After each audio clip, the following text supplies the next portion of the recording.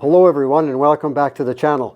So today I've got another one of these Lego knockoff kits that I'm building.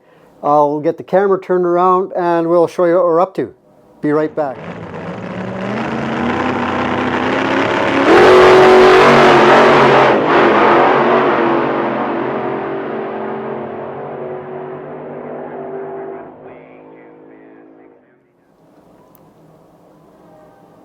Well, this week, being so cold, I'm up to building an Eflitz DORA World War II German railgun. And when it's done, I'll bring back the camera and show you and tell you more about it. But I'm already on step, where are we here? 235. So I've got this much of this railgun built already. This is just half of it. And it's about 22 inches long the way it sits. And again, this is the other half of it that'll get built over here. So this is what I'm working on right now. The bags are numbered just a little bit different than Lego. They number them by the step you start in, so 234. So this corresponds here to 234. So this bag goes from 234 to, and it's very hard to see on here. If I can just wiggle this around.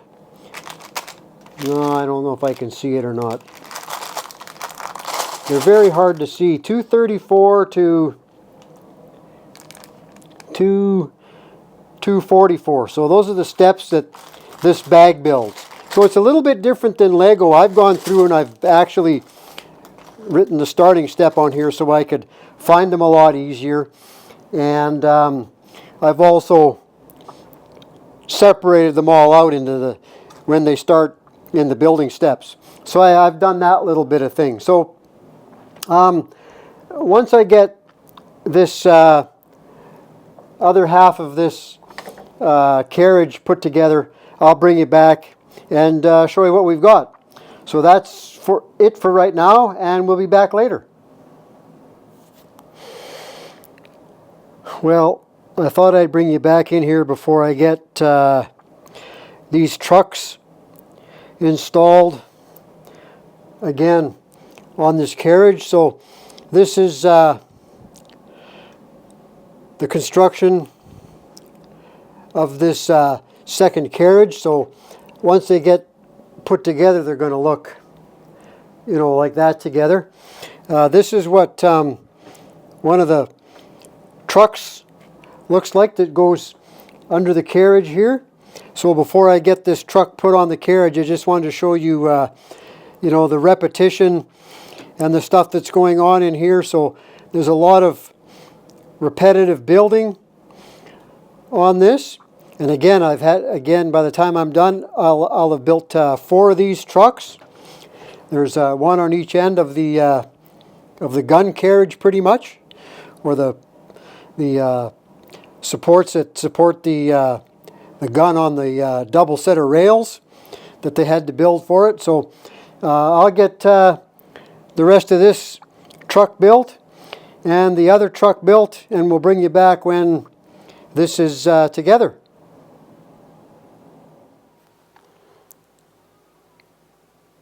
So I thought I'd bring you back in here just before I install this truck onto that part of the carriage. So the top part of the truck is done, as you can see, and that'll get flipped around, as you can see in the instructions there, and put onto the carriage. And then now I'll start building the other end of the truck here to put on the other end of the carriage. So I just wanted to bring you back to show you pretty much a completed truck that's going onto that carriage. Well, I have the second carriage built, except I don't have the skirts on the side yet. On the inside and outside, there's you can see some skirts down in here, and of course over here there's the skirts. I just wanted to show you what these two carriages are kind of going to look like before they go together. So there's where we're going to join them together. You got to remember, when this unit was transported to the behind the front lines, it was actually transported on rail, basically like so. And when it got there, they laid down some double rail and got these two carriages placed where they could actually bolt them together. So I'm going to finish the side skirts and get this joined together, and then we're going to start the gun carriage, or the gun mount. So we'll be back once we get this started, or maybe once I get this together. Well, that constitutes about 2 days of building just to get the rail carriage built. So again, two halves, and they're now joined together, and they're you know, not too bad. They're pretty solid. So I'm impressed. This is all that joins them together, as you can see. So next I'm going to start the gun mount that goes back on top of here. So again, the trucks and the carriage is all done, and I'll get the gun mount started, and we'll bring you back maybe in a couple of steps from now, or maybe when this last step is done right here, or the first step is done on the gun mount. Well, I thought I'd bring you back in here right now.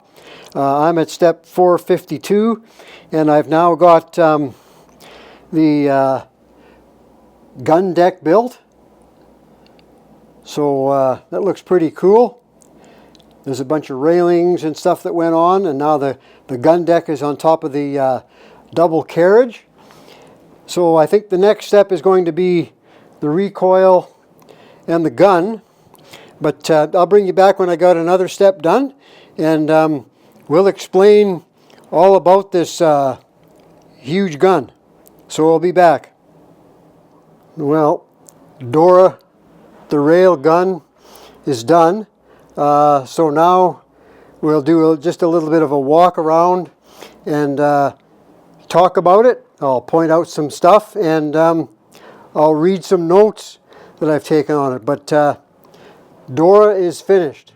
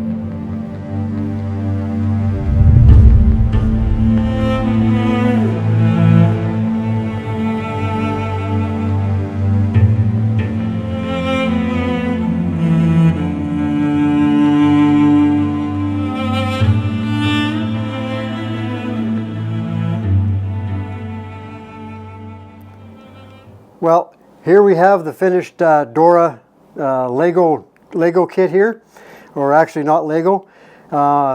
Again, this kit's about 23 inches overall length, and if you're into World War II stuff or any type of military stuff, you've kind of got to buy these knockoff kits to get any of this type of stuff, because Lego politically won't build any of this stuff. A little bit of history on this gun, of course. As I've said, this is the DORA. This is the second heavy rail gun that was built by Krupp in Essen, Germany in World War II. This gun was moved to the front lines near Stalingrad, and I believe in 1943, and it fired a 7,000-pound shell, roughly 23 miles, and it was a 31-inch, basically a 31-inch bore cannon. It took roughly 4,000 men in 5 weeks to get this gun into firing position, which they would have had 152 rail cars strung along roughly a mile and a half or a mile of track with specially designed engines to haul this to the front. And then because this gun only had elevation and it couldn't traverse, they built a rail around the outside of it, a double rail around the outside of it, where they could actually traverse the gun back and forth. And then they had a special circular track around the outside with cranes that they could lift this gun into position. I don't believe this gun ever fired any shells at Stalingrad, or a few. And then they disassembled it and moved it away because the Germans were now going to get encircled by the Russians. This gun was then later destroyed, and it was found, pieces of it, after the war. So again, it's quite the build, pretty fun. It's repetitious with the cars and the trucks and you know, the two halves. It goes together fairly well. So if you're into building any type of armor, World War II stuff, I'd recommend this kit for you. But you better have a spot basically to store it or display it, because it's pretty darn big. So there's the review and the build of this kit. I hope you guys enjoyed it. Remember to like, share, and hit that subscribe button. And we'll talk to you guys on the next one. Later. Bye now.